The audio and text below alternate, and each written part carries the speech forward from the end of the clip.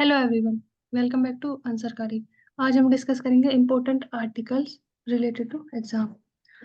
कल्प में था, जब खुशी का एक दरवाजा बंद होता है तो दूसरा खुल जाता है, लेकिन हम अक्सर बंद दरवाजे की तरफ काफी देर तक देखते रहते हैं और जो हमारे लिए खुला है उसे नहीं देख पाते। आंचल, आप क्या ऐड करोगे इसमें? इसमें हम ये बोल सकते हैं कि हमारे मतलब जैसे भाई दो साइड होती है, लेकिन हम ज्यादातर उस साइड अगर हम बोले जाए कि हम किस साइड शिफ्ट होना चाहेंगे तो हम नेगेटिव चीजों को ज्यादा देखते हैं। लेकिन जो दूसरी साइड मतलब एक रोशनी होती है उस साइड हम जाना कम पसंद करते हैं, कि बहुत कम लोग होते हैं जो उस चीज को भी नोटिस कर पाते हैं। हाँ, इसमें हम देख सकते हैं कि अगर कोई किसी कार्य में असफल भी हो रहा है तो उसके बाद भी उसे एक पॉजिटिव वे में देख सकता है और जो अन्य रास्ते उसके लिए खुलते हैं उनकी तरफ आगे बढ़ सकता है, बजाय किसी भी चीज में असफल होने के वहीं पर रहने के, या उसी रास्ते को या उसी चीज को बार बार देखते रहने के। रेगिस्तान देश संयुक्त अरब अमीरात में जबरदस्त बारिश, हवाई अड्डे पर हुई भारी बारिश, जनजीवन प्रभावित। तो अभी हाल ही में देखा गया है कि किस तरह से जो यूएई है वहां पर बहुत अधिक मात्रा में बारिश हुई है, जिसके कारण कारण बड़ी संख्या में बाढ़ जैसे हालात पैदा हो गए हैं। वहीं जब 1949 की बात करते हैं तो 1949 से लेकर अब तक की सबसे अधिक वर्षा वहां पर दर्ज की गई है, जिसमें बहरीन, ओमान, कतर और सऊदी अरब में बारिश हुई है। जब इसके कारण की पता करते हैं तो उसमें पता चलता है क्लाउड सीडिंग। क्लाउड सीडिंग का इफेक्ट प्रयोग बारिश लाने के लिए किया जाता है, जिसके माध्यम से सिल्वर आयोडाइड को क्लाउड्स के ऊपर स्प्रे किया जाता है, और जिसके बाद उसमें जो पानी या मॉइस्चर की क्षमता है बादलों में वो बढ़ जाती है और उनके कारण बस बारिश होती है। और इस तरह की तकनीक का प्रयोग जो यूएई और वहाँ के जो देश है उनमें निरंतर किया जाता रहा है। लेकिन अभी जो वर्षा हुई है उसके साथ दोनों ही कारण बताए जा रहे हैं कि नेचुरली बारिश का आना और अधिक क्लाउड सीडिंग के होने की वजह से वहां पर अत्यधिक बारिश हमें देखने के लिए मिली है, जो कि बारिश 24 घंटे में 142 मिलीमीटर से अधिक वर्षा दुबई में हुई, जिसके कारण वहां की बाढ़ जैसे हालात हो गए। क्योंकि दुबई रेगिस्तान में बसा है तो वहां पर ज्यादातर कंक्रीट और बिल्डिंग्स बनाई गई, जिसके कारण भूजल निवारण या फिर इतनी अधिक बारिश को के पानी को किस तरह से निकासी की जाए उसकी पूर्ण व्यवस्था ना होने के कारण भी यह समस्या उत्पन्न हुई है। आंचल, अगर आपको कुछ ऐड करना है तो आप कर सकते हो।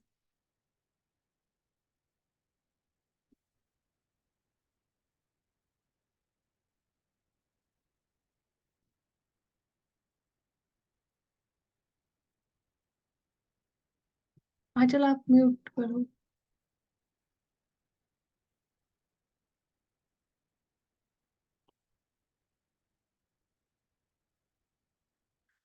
भारत के कच्चे तेल के आयात के बिल 2023-24 में 16% घटे। तो हम देखते हैं कि जब कच्चे तेल की बात की जाती है तो भारत ज्यादातर इंपोर्ट पर डिपेंडेंट है, जहाँ की 80% तक जो कि आयात पर निर्भरता है।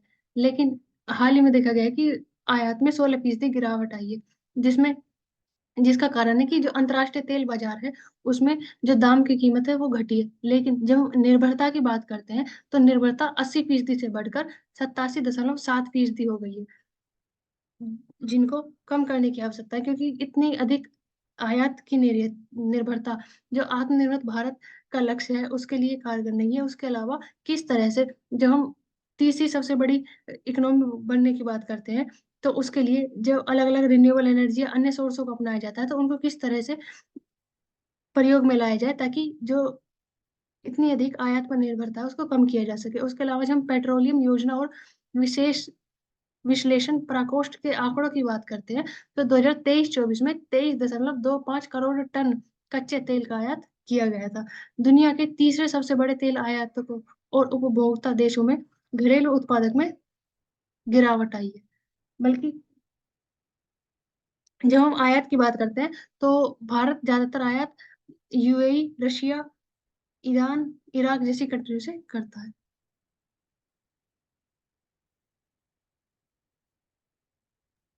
Next is Coal India. Coal India के बारे में अगर बात करें तो इससे पहले जब वो ये रिगार्डिंग है चिली में, जब कोल इंडिया माइनिंग करना स्टार्ट कर रहा है फॉर क्रिटिकल मिनरल। उससे पहले कौन सी कंट्री के साथ कर चुका है? ऑस्ट्रेलिया। तो वहां पे ये पूरा का पूरा सिस्टम इस्टेब्लिश कर चुका है। तो अब यहाँ पे बात हो रही है चिली की। तो चिली की एक खास बात ये है, चिली इज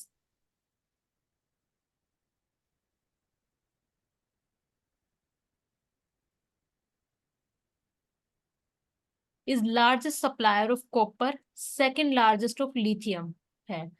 और अगर हम इसमें बात करें, ऑलरेडी हम ऑस्ट्रेलिया की बात कर चुके हैं, तो वहां पे जो स्पेसिफिक एरिया बताया वो है न्यू साउथ वेल्स में, जहाँ पे कंपनी। तो फिर यही ऑब्जेक्टिव है कि इंपोर्ट डिपेंडेंसी को कम किया जाए और क्रिटिकल मिनरल्स की जितनी डिमांड है उसको फुल डेवलपमेंट के रिगार्डिंग यूज की जाए।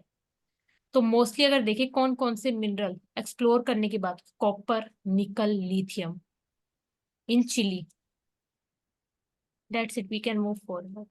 कॉपर निकल लिथियम ज्यादातर जो बैटरीज में या फिर आयन बैटरीज की की बात करते हैं उनमें यूज होने वाली प्रोडक्ट है। इसके अलावा जब हम चिली की बात करते हैं तो चिली साउथ अमेरिका में है, जो कि वेस्ट साइड में है। वहां पर आटाकामा मरुस्थल है जो सबसे ठंडा डेजर्ट दुनिया का। उसके अलावा जब हम मिनरल्स की बात करते हैं तो उसके लिए काबिल मिनिस्ट्री है। काबिल को अपॉइंट किया गया है, जो कि अलग अलग देशों के द्वारा इस तरह के टाइप करता है ताकि जो इम्पोर्टेंट मटेरियल है उनको पूर्ति की जा सके उनकी। यहाँ परिवार और वकील से संपर्क करने के लिए जेल में स्मार्ट कार्ड स्कीम चलाई गई है। जब हम बात करते हैं महाराष्ट्र के छत्रपति संभाजी नगर शहर में स्थित केंद्र की, जहाँ पर 650 कैदियों को स्मार्ट कार्ड वितरण किए गए हैं, जहाँ पर सप्ताह में 6-6 मिनट के लिए 3 मुफ्त कॉल करने की सुविधाएं प्रदान की जाएगी। इसके माध्यम से वे अपने परिवार से संपर्क कर सकते हैं, वकीलों से संपर्क कर सकते हैं। इसके अलावा हम देख सकते हैं किस तरह से अ, परिवर्तन किया जा रहा है ताकि जो जेल में रहने वाले कैदी हैं उन्हें उनके परिवार के साथ संपर्क बना रहे, ताकि पूर्ण रूप से उन्हें यह न लगे कि जेल की सजा काटने के बाद उनके जीवन में और कुछ बचा ही नहीं। और जब हम देखते हैं कि काफी बार वकील से संबंधित या अन्य समस्या उत्पन्न होती है तो उसके लिए भी एक निवारण हो सकता है। कार्यस्थल की गुणवत्ता सुधारे या हमारा विभाग बदले। तो महिला रेल चालकों के माध्यम ने जो रेलवे बोर्ड के अध्यक्ष है उनके सामने दिखाया गया है कि किस तरह से समलैंगिकता जो मुद्दा है उसमें किस प्रकार की समस्या उन्हें देखने के लिए मिलती है, जहां पर जो निम्नतम सुविधाएं उपलब्ध होनी चाहिए वह भी उपलब्ध नहीं है। जैसे कि महिला अ, शौचालय की उपलब्धि ना होना, रात के तरीके में आने जाने के लिए जो सुविधाएं होनी चाहिए वह नहीं होती, अगर इंजन में बदलने के लिए जो समस्या होती है वह उनका प्रावधान नहीं होना, या फिर जब हम लोको पायलट्स की बात करते हैं तो 1500 से अधिक महिलाएं देश भर में विभिन्न रेलवे जोन में लोको पायलट्स के रूप में या सहायक लोको पायलट के रूप में काम कर रही है, लेकिन उनके लिए जो सुविधाएं वहां न्यूनतम सुविधाएं होनी चाहिए वह नहीं है। इसके लिए रेलवे यूनियन और फेडरेशन के माध्यम से रेलवे बोर्ड के समक्ष यह मुद्दे उठाए गए हैं कि किस तरह से इन सुविधाओं को दीन्य बनाया जाए ताकि वह वहां पर कार्य कर सके। जब दैन्य कामकाजी परिस्थिति की बात की जाती है तो इतना अंतर देखने के लिए मिलता है कि किस तरह से इनको वह सुविधा प्रदान की जाए ताकि जो उनका कार्यस्थल है उसमें गुणवत्ता बढ़े और जो परिवर्तन होना चाहिए उनको किया जा सके। इसके अलावा जब हम रेलवे जोन की बात करते हैं तो भारत में 18 रेलवे जोन है।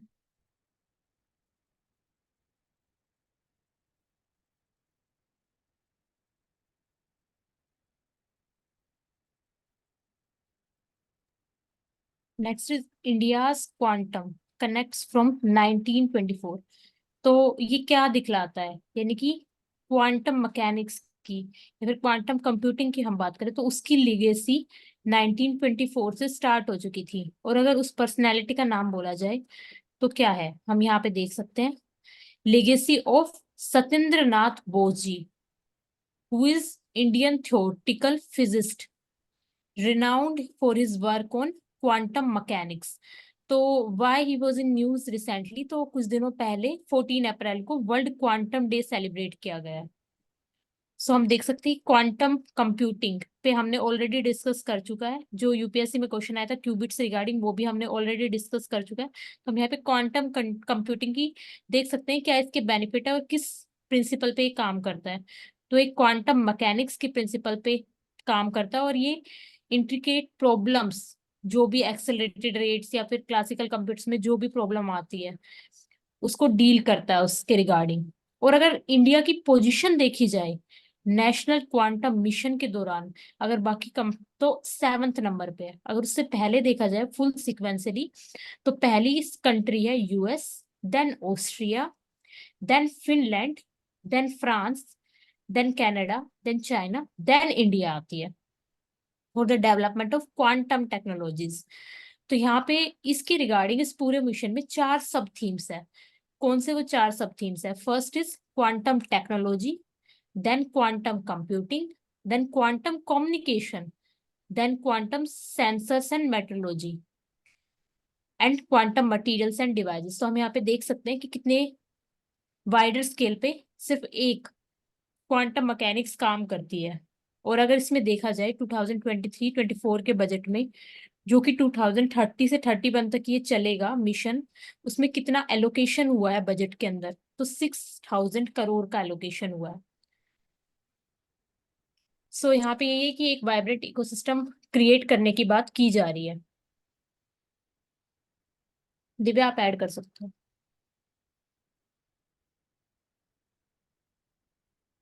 नहीं, वी कैन मूव फॉरवर्ड।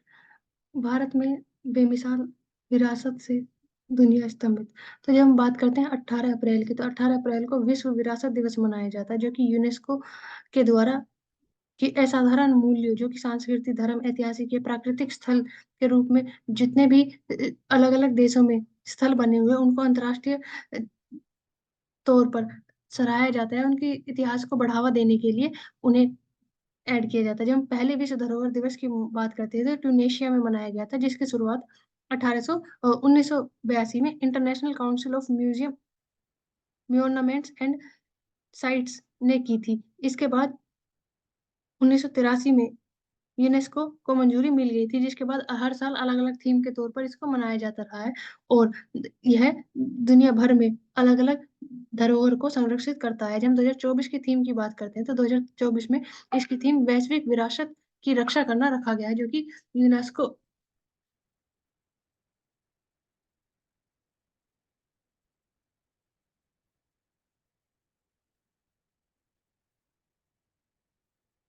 ना वैसे पहले तो अलग अलग पर्यटन स्थलों को विश्व धरोहर में शामिल किया गया है, जहाँ पर जिसका कारण है कि पर्यटक स्थल के तरफ विदेशियों का भी आगमन होता है, जिसकी वजह से अर्थव्यवस्था में वृद्धि होती है। इसके साथ साथ सामाजिक, राजनीतिक, सांस्कृतिक, आर्थिक विकास के साथ साथ जो पुराने कल्चर है, संस्कृति है, उसको भी बढ़ावा मिलता है तथा उसका संरक्षण होता है। जब हम राजस्थान की बात करते हैं, तो देश के साथ साथ अंतर्राष्ट्रीय पर्यटकों का लिए एक महत्वपूर्ण पर्यटन स्थल है, जहाँ पर महल, झील, भव्य दुर्ग बनाए गए हैं, जिसके कारण जिन्हें यूनेस्को की साइड में शामिल किया गया है, जो कि पर्यटन का एक बहुत बड़ा कारण है। और वहां पर जैसलमेर में भी काफी प्रसिद्ध है, जैसे जोधपुर के महेंद्रगढ़ का दुर्ग, सवाई मेधापुर का या राणा थंबोर दुर्ग, चित्तौड़ का दुर्ग, यह काफी प्रसिद्ध है। जब हम बात करते हैं आर्थिक लाभ के लिए, तो भारतीय संस्कृति के हरे भरे पेड़ पौधे, झरने इत्यादि को भी विरासत में ऐड किया गया है, जिसमें जो हम देखा जाता है कि काफी स्थल ऐसे हैं जो कि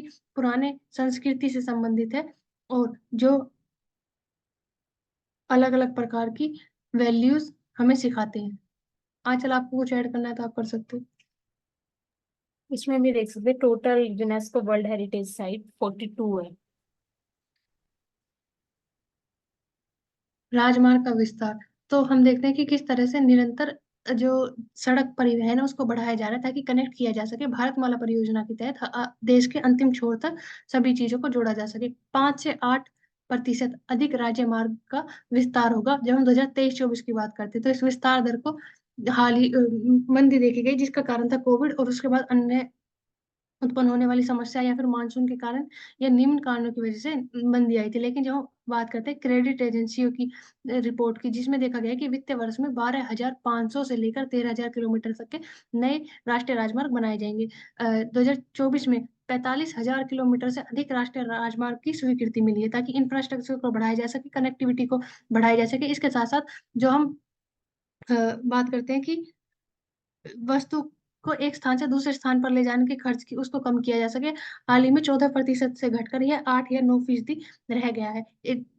अलग अलग स्थानों पर कोल्ड स्टोरेज बनाए जा सके, वेयर हाउस बनाए जा सके, गोदाम आदि को से जोड़ा जा सके, ताकि जो वहाँ की स्थानीय चीजों है उनको भी प्रमोट किया जा सके और उसके साथ साथ वह वहाँ के स्थानीय लोगों की रोजगार का कारण बने। जब हम इन सभी को क्रिएट करेंगे तो इसके साथ साथ जो साइड में एक निम्न स्तर की इकोनॉमी चलती है उसका भी विस्तार होगा, जिसमें बाजार, होटल, रेस्टोरेंट या फिर अन्य तरह के स्टार्टअप्स को स्टार्ट किया जाएगा, जिसके माध्यम से रोजगार बढ़ेगा। इसके साथ साथ जो निर्यात की पद्धति है वो भी बढ़ेगी, ताकि जो लंबी दूरी या फिर ऐसे स्थल है जहां पर जाना संभव नहीं है उन पर भी जाना संभव होगा। इसके अलावा जब हम सबसे बड़े हाईवे की बात करते हैं तो NH 44 सबसे बड़ा हाईवे है इंडिया का, जो कि कन्याकुमारी अ, से इंदिरा पॉइंट को जोड़ता है। और सड़क मार्ग की बात करते हैं तो 1,60,000 किलोमीटर से अधिक लंबा राज्य मार्ग संचार भारत में है। अच्छा, आपको कुछ ऐड करना है तो आप कर सकते हो।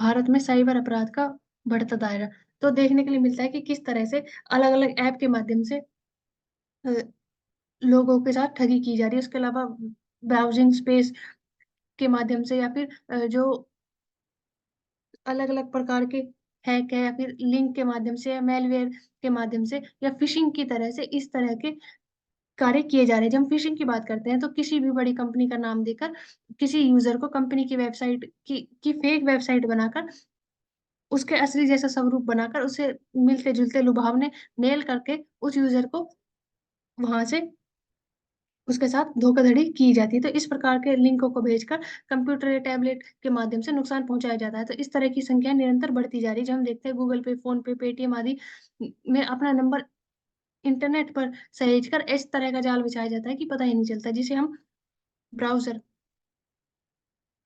एक्सटेंशन के जरिए साइबर अपराध किए जाते हैं या फिर वायरस के सहारा लिया जाता है, ताकि इन सभी को प्रभावित किया जा सके। जब हम विश्व साइबर अपराध सूचकांक की बात करते हैं तो भारत इसमें 10वें स्थान पर है और प्रथम स्थान पर रशिया है। जब इसके अलावा यूक्रेन, चीन, अमेरिका, नाइजीरिया, रोमानिया और उत्तरी कोरिया को इसमें स्थान दिया गया है। जब हम फॉरवर्ड कॉलिंग की बात करते हैं तो कई बार ऐसा होता है कि किसी नंबर के माध्यम से आपको कॉल की जाती है और उसमें *401 हैशटैग डायल कराया जाता है, जिसके बाद आपकी सभी कॉल किसी अन्य नंबर पर फॉरवर्ड होने लगती है, जिसमें OTP भी होता है, जो बैंक संबंधित डिटेल्स भी होती है, जिसके माध्यम से लोगों को ठगा जाता है। तो इस प्रकार की समस्याओं को किस प्रकार कम किया जाए या किस तरह से लोगों के इसके बीच में जागरूकता फैलाई जाए, ताकि जो इस तरह के कार्य ना हो, इसको लेकर सरकार द्वारा USSD बेस कॉल फॉरवर्ड सेवा को पूर्ण रूप से बंद कर दिया गया, ताकि उपभोक्ता सतर्क रहे और इस प्रकार के होने वाले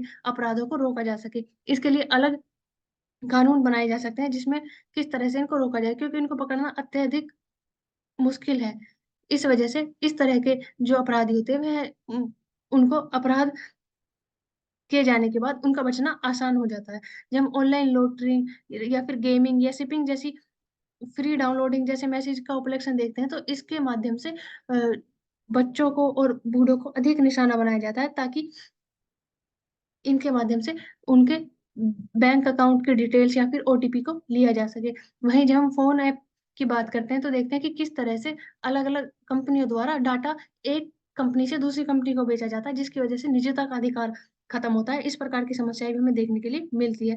जब हम अधिकांश रिकवरी एजेंट्स की बात करते हैं, जिसमें चीन, वियतनाम, थाईलैंड, फिलीपींस, दक्षिण अफ्रीका आदि देशों के कारोबार आते हैं, जिसमें ठगी के कारोबार पूर्ण रूप से फैले हुए हैं। इसके अलावा हमने हाल ही में देखा था कि किस प्रकार से भारत से अन्य देशों में कुरियर पार्सल के माध्यम से सिम भेजी जाती है और उनके माध्यम से एक नेटवर्क चलाया जाता है, जिसके से साइबर ठगी या साइबर अपराध को बढ़ावा दिया जाता है।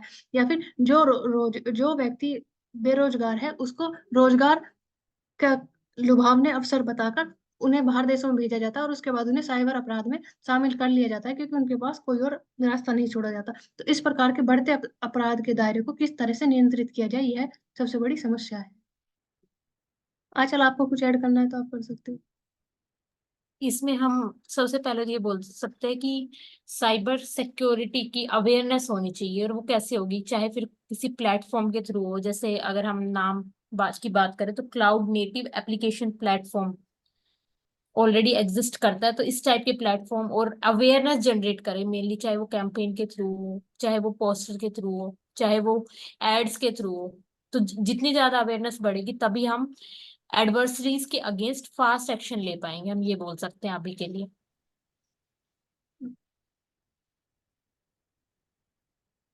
ऊँटों का संरक्षण जरूरी। जब अंतरराष्ट्रीय संयुक्त राष्ट्र ने 2024 में अंतरराष्ट्रीय कैमेल्डियस वर्ष के रूप में घोषित किया है, क्योंकि यह पूर्ण जलवायु परिवर्तन के चलते जो कैमेल्डियस की भूमिका है उसके प्रति जागरूकता बढ़ाने और उनकी संख्या को बढ़ाने और उनके संरक्षण के लिए पहल की गई है। जब हम वर्ष की बात करते हैं तो भारत में लगातार ऊँटों की तादाद कम होती हुई देखने को मिलती है, जो कि 84% ऊँट राजस्थान में देखने के लिए मिलते हैं। जब हम बात करते हैं कि 4 लाख में से आबादी में से 2019 में वह घटकर सिर्फ 2.5 लाख के आसपास रह गई। तो किस तरह से उनको बढ़ाया जाए?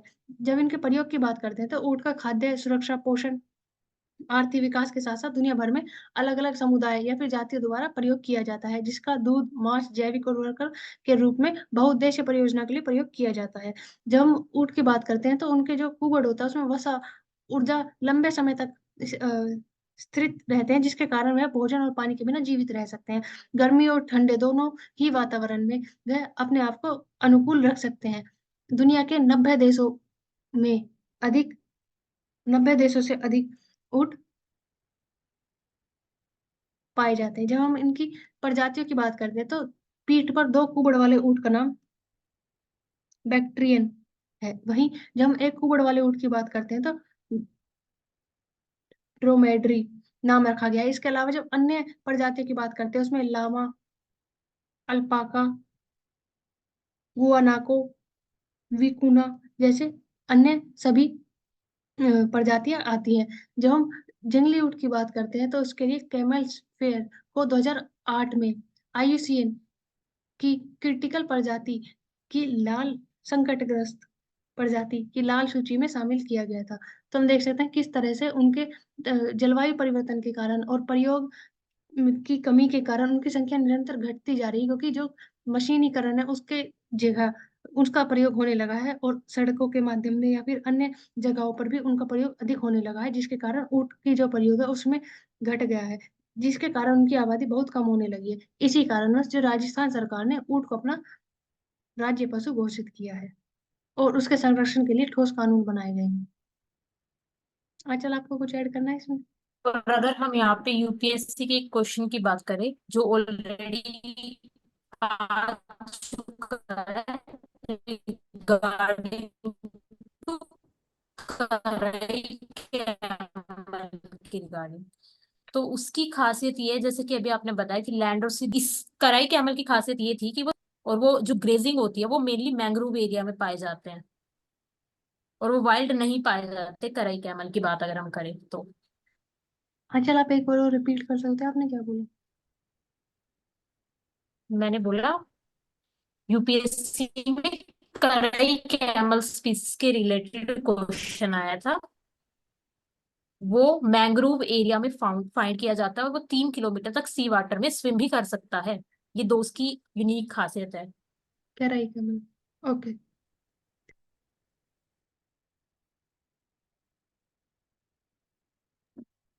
यहाँ पे हम एक स्नेक स्पीसीज की बात करेंगे जिसका नाम है वसुकी इंडिकस। लार्जेस्ट स्नेक है that ever existed on earth. तो ये हु डिस्कवर्स इट अगर हम बात करें तो रिसेंटली आईआईटी रुड़की ने इसके बारे में बताया है कि इवोल्यूशनरी प्रोसेस के बारे में इससे डील करा है। तो ये 50 फीट का स्नेक है, और अगर इसकी मेजरिंग बिटवीन कितने फीट में है तो ये हम देख चुके हैं कि 11 मीटर से इन्होंने बताया 15 मीटर, तो हम आइडिया रख सकते हैं कि 50 फीट का स्नेक है ये। कहाँ कहाँ पे एक्सटिंक्ट एक्सटिंक्ट बोला गया है, तितन बोआ जो कि कोलंबिया में है, ये हम इसके कुछ फैक्ट्स देख सकते हैं, और गुजरात के कच्छ में यह भी पाया गया है।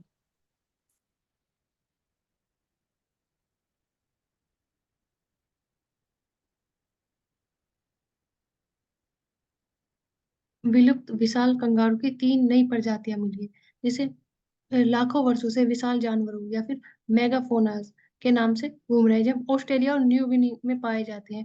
जब जानवरों की बात करते हैं तो इसमें मेगालीनिया, जिसे वारानस प्रिस्कस अ, नामक 4 मीटर का गुआना था, जो कि शिकार की घात लगाता हुआ देखा हुआ पाया गया। जब इन जानवरों की बात करते हैं तो ये लगभग 40,000 साल पहले लाल कंगारू और खारे पानी के मगरमच्छ जैसे अवशेषों को छोड़कर लगभग सभी अन्य मेगाफोना के साथ गायब हो गए थे।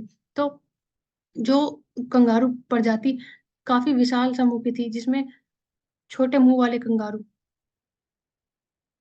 प्रोकेप्टोटोन, जिसकी लंबाई 3 मीटर तक थी तथा वजन 250 किलोग्राम से अधिक होता था, विलुप्त कंगारू की प्रजाति की एक प्रजाति थी। इसका नाम देख सकते हैं, प्रोटोमेनोडोन, जो कि पीटी के माध्यम के लिए इम्पोर्टेंट हो सकता है, जिसके जीवन के बारे में हमें बहुत कम जानकारी है। और इसके अध्ययन में पाया गया है कि मार्सुपिलियस की 3 नई प्रजातियां भी पाई गई है। इसमें अलग अलग सालों में देखा गया है कि 150 साल से पहले भी जो प्रोमेटोडोन की प्रजाति थी, वे 1874 में ब्रिटिश प्राकृतिकवादी रिचर्ड ओवन के द्वारा वर्णित की गई थी। तो नाम देख सकते हैं हम कि पीटी एग्जाम से ऑस्ट्रेलिया और न्यू गिनी में पाए जाते हैं। मेगाफोना में है गोआना, प्रोटोडोन,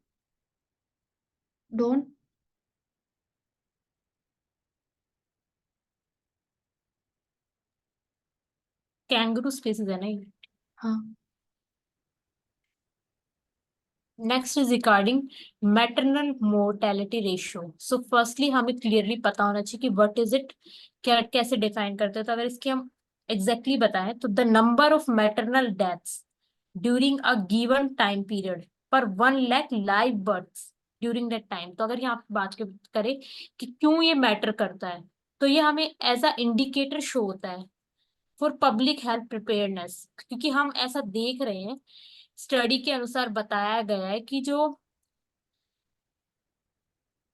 MMR रेट है वो कम हो गया है, यानी कि 70% डिक्लाइन करा है, डाउन चला गया है।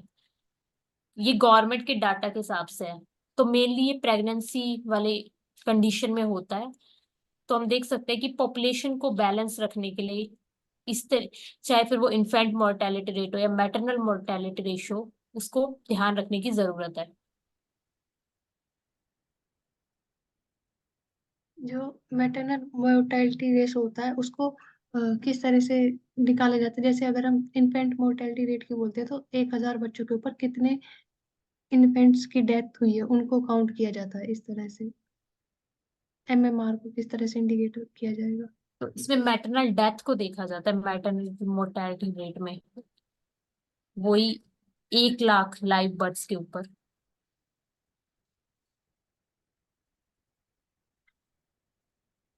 अब यहाँ पे हम देख सकते हैं स्कोर कार्ड दिया हुआ है लोकसभा का। तो अभी हम जैसे देख रहे हैं कि 18th लोकसभा होने वाली है और 17th चल रही है, तो हमें जितने भी मेंबर्स ऑलरेडी इलेक्ट हो चुके हैं उनके बारे में एक आइडिया होना चाहिए कि कौन कौन रह चुके हैं। तो फर्स्ट अगर हम बात करें तो जीवी मंगलांकर जी, सेकंड MA अयंगर, और हम टाइम पीरियड भी देख सकते हैं कि 5 इयर्स का है, देन फिर से 5 इयर्स का है, देन फिर से 5 इयर्स का है। मेनली N संजीवा रेड्डी जी, इनका टाइम पीरियड सिर्फ 3 साल का रहा था। ये हम देख सकते हैं कि यानी कि किसी भी कंडीशन में ये टाइम पीरियड घट भी सकता है और दूसरे को अपॉइंट किया जा सकता है। देन नेक्स्ट GS ढिल्लन और बलिराम भगत। देन सिक्स्थ पे अगर बात करें तो KS हैज।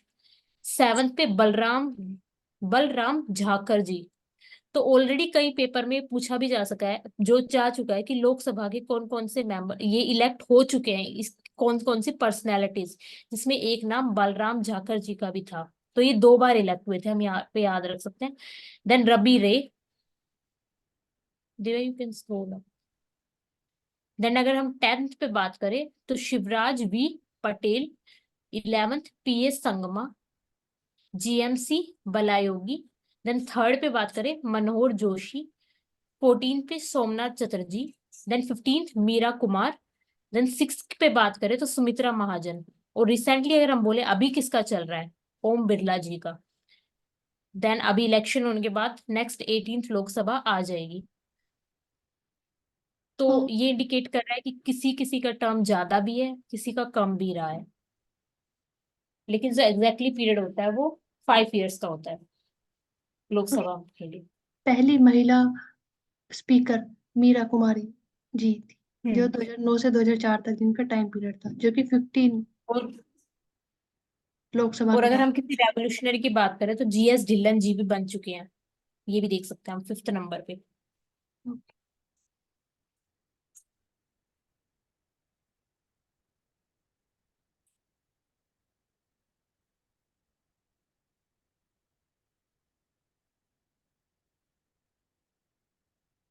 नेक्स्ट इज यहाँ पे रिगार्डिंग कुछ की फैक्ट्स है जो हम एक बार नजर मार सकते हैं कि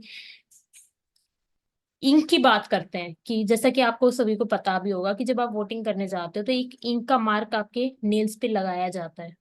तो वो बना होता है सिल्वर नाइट्रेट का। और उसको मैन्युफैक्चर कौन कौन सी कंपनियां करती है, तो हमारे यहाँ पे सिर्फ दो ही कंपनी है जिसको ये ऑथेंटिकेशन मिला हुआ है कि वो बना सकती है, तो मैसूर पेंट्स और वैनिश। फॉर जनरल अवेयरनेस हमें ये पता होना चाहिए। और अगर आप देखें तो फिर वो मार्क कितने दिनों तक क्यों रहता है, तब तक आपकी नई सेल्स नीचे से ओरिजिनेट नहीं हो जाती, तब तक वो मार्क दिखेगा। जैसे ही वो उसको रिप्लेस कर जाएगी वो मार्क खत्म हो जाता है। तो हम ये देख सकते हैं कि ये लंबे समय तक रह सकता है। अगर हमारी सेल वो ना हो तो रीजनरेट नहीं होगी, तो वो मार्क आपके नेल्स पे ऑलरेडी रह जाता है। तो फिर वो वेट करता है कि कब आपके नेल्स बढ़ेंगे और वो रीजनरेट हो, देन वो मार्क हट जाएगा। तो सिल्वर नाइट्रेट का बना होता है, ये हम देख सकते हैं, जो ये इंक बनी होती है जो पोलिंग स्टेशन में यूज की जाती है। देन नेक्स्ट अगर हम बात करें कि अभी के लिए जैसे इलेक्शन होने वाले तो कितने एलिजिबल वोटर्स हैं, तो 969 मिलियन एलिजिबल वोटर्स हैं। जो कि देखा जा सकता है कि more than the population of US में जितनी पॉपुलेशन है, रशिया में, जापान में, ब्रिटेन में, ब्राजील में, फ्रांस में, इन सारों को मिला के उससे काफी ज्यादा है। तो हम देख सकते हैं India India is a populated country. ऐसा हम अभी देखेंगे भी कि वो पॉपुलेशन राइज होती जा रही है, चाइना को भी सरपास कर चुकी है आगे आने वाले आर्टिकल्स में।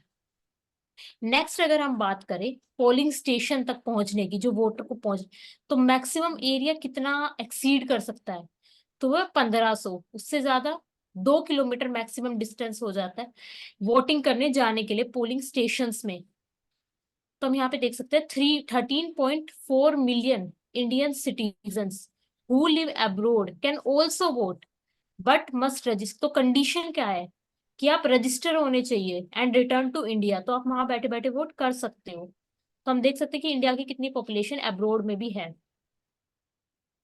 Divya you can add its. We can move forward. ग्रामीण उपभोक्ता मांग और चुनौती। देखते हैं कि किस तरह से जो ग्रामीण परिवेश है उसकी मांग निरंतर बढ़ती जा रही है, जिसका कारण ये भी है कि भारत की 60 से 70% जनसंख्या गांवों में रहती है, जिसके कारण वहाँ की जो मांगे हैं वो निरंतर बढ़ती जा रही है। लेकिन हम देखने के लिए मिलता है कि किस तरह से जो आधुनिक चीजें हैं उनकी तरफ उनकी मांगे बढ़ रही है, जिसमें टीवी, कूलर, पंखा, फ्रिज आदि जैसी चीजें आ जाती है, जिसका कोरोना के बाद से 25.282% मांग बढ़ी है, जो state for monitoring India economy survey के माध्यम से बताया गया है। ग्रामीण उपभोक्ताओं को 5 साल में उनकी वित्तीय स्थिति को किस तरह से उन्होंने निरंतर बढ़ाया है, उनकी जो उपभोक्ता की नीड है उसको देखने के लिए मिला है कि 2019 में 29.74% ग्रामीण मानते थे कि आर्थिक हालत बेहतर है, लेकिन 2021 में ऐसा मानने वाले सिर्फ 2.93% ही रह गए हैं। तो यहाँ डिक्लाइन देखने के लिए मिलता है, जो अपनी इकोनॉमिक कंडीशन को बेटर सोचते हैं पहले के कंपैरेटिवली। वहीं जब हम वाहन उद्योग की बात करते हैं तो उनकी तरफ भी उनका रुझान बढ़ा है कि किस तरह से जो बाइक है या दुपहिया वाहन है उसके लिए 30%। वहीं जब हम ट्रैक्टर बिक्री की बात करते हैं तो 16.1% तक की बढ़ोतरी हमें देखने के लिए मिली है कि किस तरह से आधुनिकीकरण ग्रामीण परिवेश में और अधिक तेजी के साथ अपनाया जा रहा है। वहीं जब असमानता की बात करते हैं, सुरक्षा की बात करते हैं, उसको किस तरह से कमजोर वर्ग के जीवन में गुणवत्ता में सुधार लिए जाए, इसके लिए अलग अलग प्रकार की जो योजनाएं वो सरकार द्वारा चलाई जाती है। जब हम रोजगार की बात करते हैं तो प्रधानमंत्री अ, मनरेगा के माध्यम से जो रूरल इंडिया में रोजगार प्रदान किया जाता है, जिसमें 100 दिन रोजगार दिया जाता है। उसके अलावा प्रधानमंत्री आवास योजना के माध्यम से आवास प्रदान किए जाते हैं। दीनदयाल अंत्योदय योजना, ग्रामीण राष्ट्रीय ग्रामीण आजीविका मिशन, राष्ट्रीय सामाजिक सहायता कार्यक्रम, प्रधानमंत्री जनधन योजना, दीनदयाल उपाध्याय ग्रामीण कौशल योजना, प्रधानमंत्री सुरक्षा बीमा योजना, प्रधानमंत्री जीवन ज्योति बीमा योजना जो कि एक्सीडेंट सड़क दुर्घटना से संबंधित है। उसके अलावा अटल पेंशन योजना जो कि 18 से 60 साल के बीच में जिसमें एनरोल किया जाता है और उसके माध्यम से प्रयोग की जाती है। इसके अलावा प्रधानमंत्री मुद्रा योजना जिसके माध्यम से स्टार्टअप्स को या नए उद्योगों के लिए या फिर सेल्फ हेल्प ग्रुप को स्टार्ट करने के लिए ऋण प्रदान किया जाता है। अल्पसंख्यकों और कमजोर वर्गों के लिए भी अम्ब्रेला कार्यक्रम चलाए गए जिसमें विभिन्न प्रकार की उनकी आवश्यकताओं को समझकर उन्हें ऋण या फिर अन्य आर्थिक सहायता प्रदान की जाती है। इसके अलावा जब हम बीमा योजना की बात करते हैं तो सभी को प्रधान फसल बीमा योजना में सभी फसलों को शामिल किया गया है। उसके लिए जो उर्वरक है सब्सिडी दी जाती है। इसके अलावा डेयरी सहायक समितियों को बढ़ाया जाता है ताकि जो सहकारी समिति है उनके माध्यम से अधिक से अधिक लोगों तक अधिक से अधिक लोगों तक उसका लाभ पहुंचाया जा सके।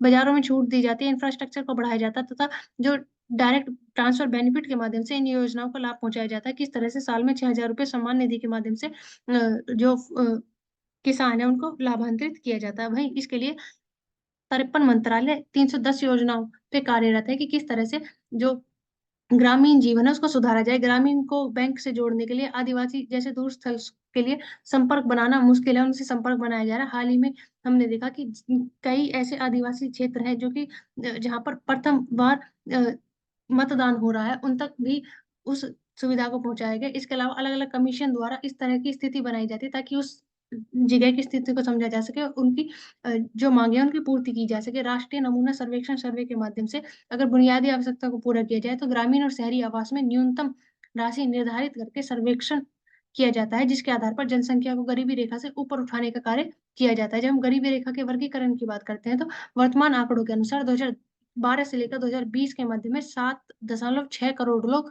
गरीबी रेखा के अंदर आए हैं। जब हम गरीबी क्षेत्र की बात करते हैं यहाँ पर रहने वाले लोग 5 करोड़ है। वहीं नीति आयोग के द्वारा जारी रिपोर्ट में कहा गया था कि 24 करोड़ लोगों को जो गरीबी का स्तर है उससे ऊपर उठाया गया कि किस तरह से निरंतर सुधार करने के कार्यक्रम बढ़ाए जा रहे हैं। उसमें चाहे मछली पालन हो, पशुपालन हो, हस्तशिल्प शिल्प उत्पादन हो, इन सभी कार्यों को के साथ जोड़ा जा रहा है ताकि आजीविका को बढ़ाया जा सके, मौसम संबंधित जानकारी उन्हें प्रदान की जा सके, ग्राम को ही विकसित किया जा सके ताकि जो स्थानांतरण की समस्या है उसको कम किया जा सके। उसके अलावा पानी, बिजली, सड़क सभी शिक्षा सभी न्यूनतम चीजें उन तक पहुंचाई जा सके ताकि रोजगार के विकल्प उत्पन्न हो और उनको प्रोत्साहन मिले और गांव को ही शहरों की तर्ज पर विकसित किया जाए, ना कि गांव से शहर की तरफ जाकर विस्थापन किया जाए।